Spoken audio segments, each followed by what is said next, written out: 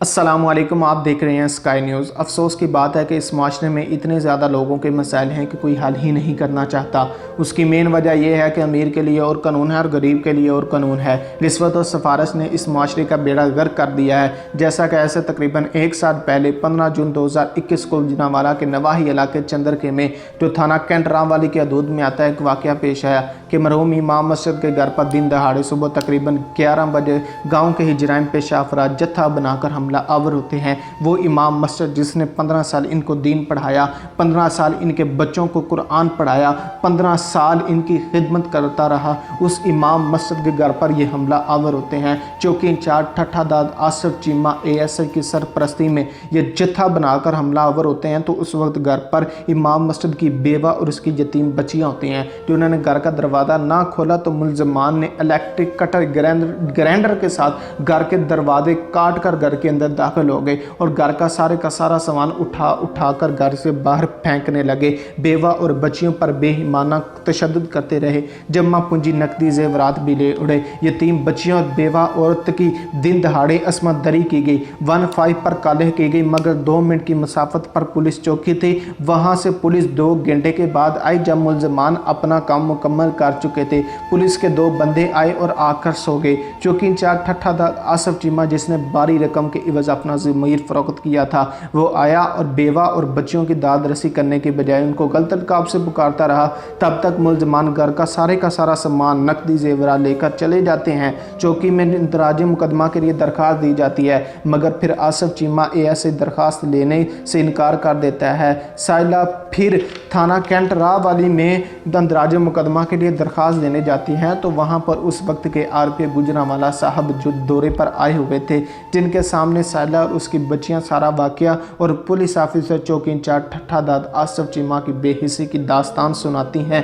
तो RPO साहब थाना कैंट की पुलिस को फौरी मुकदमा दर्ज करने का हुक्म देते हैं, मगर फिर भी तकरीबन 5 घंटे के बाद FIR दर्ज होती है और मुलजमान की तरफदारी करते हुए मुकदमे में कानून के मुताबिक दफात नहीं लगाते और ना ही किसी मुलजम को गिरफ्तार किया जाता है। अगले दिन मुलजमान सेशन कोर्ट से अपनी अमूरी जमानतें करवाते हैं और अगले ही दिन IG पंजाब साहब वाक़े का नोटिस लेते हैं और कार्रवाई का हुक्म देते हैं। तो SSP इन्वेस्टिगेशन गुजरांवाला मुद्दइया को बुलाते हैं। तो वहाँ पर आप फुटेज में देख सकते हैं ASI आसिफ चीमा मुलजमान के साथ साजबाज कर रहा था। इन्वेस्टिगेशन में आसिफ चीमा की मिली भगत सामने आती है और आसिफ चीमा मुअत्तल हो जाता है। इन्वेस्टिगेशन में 452 दफ़ा आज़ाद होती है, मगर कोई भी मुलजम गिरफ्तार नहीं होता और ना ही मुद्दइया के घर का सारा सामान और ना ही नकदी जेवरात बरामद होते हैं। मुकदमे में नाक़िस तफ्तीश और कमज़ोर दफात की वजह से मुलजमान के अबूरी ज़मानतें कन्फर्म हो जाती हैं।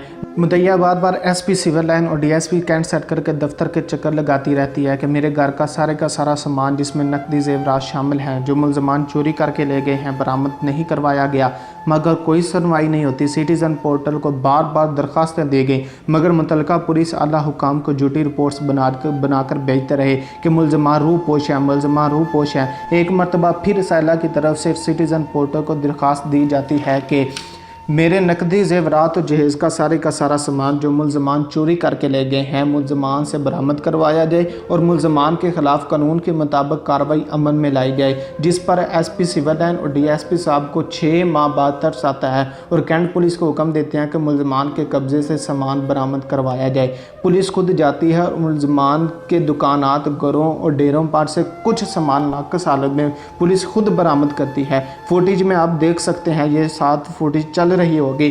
नकदी और जेवरात बरामद नहीं होते। अच्छा, पुलिस वाले खुद बरामद करते हैं और दफ़ा आज़ाद नहीं करते, जो कि कानून के मुताबिक बनते हैं। हीले बहाने बनाए जाते हैं जिसमें मज़ीद 1 माह गुजर जाता है।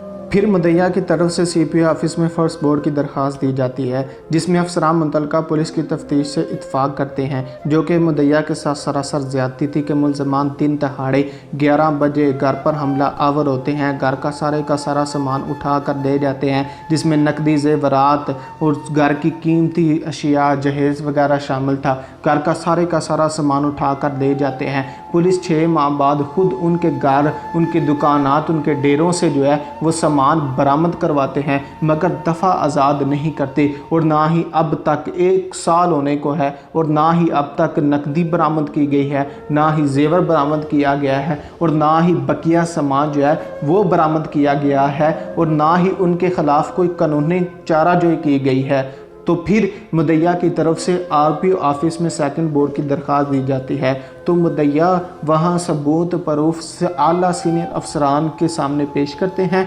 तो सीनियर आला अफसरान जो है वो मुकदमे की तफ्तीश तब्दील कर देते हैं, जो कि अब स्टेज चल रही है कि 1 साल हो गया है, 1 साल गुजर गया है, मगर अब तक इस मुदैया का जो है वो सामान बरामद नहीं किया गया। कैसा कानून है गरीब के लिए कि वक़ूए में इस्तेमाल होने वाला जदीद असला अभी तक बरामद नहीं करवाया गया, डकैती हुआ सामान आज तक बरामद नहीं हुआ, मुद्दई को जो है वो गांव बदर कर दिया गया, इबादत गाहों से रोक दिया गया, मुद्दई जो है उसके बच्चों को उसके वालिद की कब्र पर दुआ मांगने से रोक दिया गया। और मैं chief justice of supreme court साहब से ये अपील करता हूँ और ये उनको जो है इस तरह वो नोटिस लें कि ये खुला तजाद नहीं कि सारे मुकदमे में एक भी मुलज़म जुडिशल नहीं हुआ। जनाब अली नोटिस लेते हुए एडिशनल सेशन जज साहब के फैसले पर नज़रसानी करें। जनाब अली ये गुजरात के एक टेस्ट केस है कि जिसमें कानून की खुली धज्जियाँ उड़ाई गई। Chief justice of supreme court, chief justice of Lahore high court, IG Punjab साहब, RPO गुजरांवाला साहब, CPO गुजरांवाला साहब इस पर नोटिस लेते हुए अब जो तफ्तीश चेंज हुई है किसी सीनियर आला ईमानदार अफसर से तफ्तीश करवा कर मुद्दइया का जो बकिया सामान है उसको बरामद करवाया जाए, जिसमें नकदी ज़ेवरात शामिल हैं और जिसमें जहेज़ का सामान शामिल है वो बरामद करवाया जाए, और मुल्ज़मान के ख़िलाफ़ कानूनी कार्रवाई अमल में लाते हुए इनको सख्त से सख्त सज़ा दी जाए, ताकि आइंदा ये दरिंदा सिफ्त अनासर किसी और के घर को बर्बाद करने का सोचे भी ना।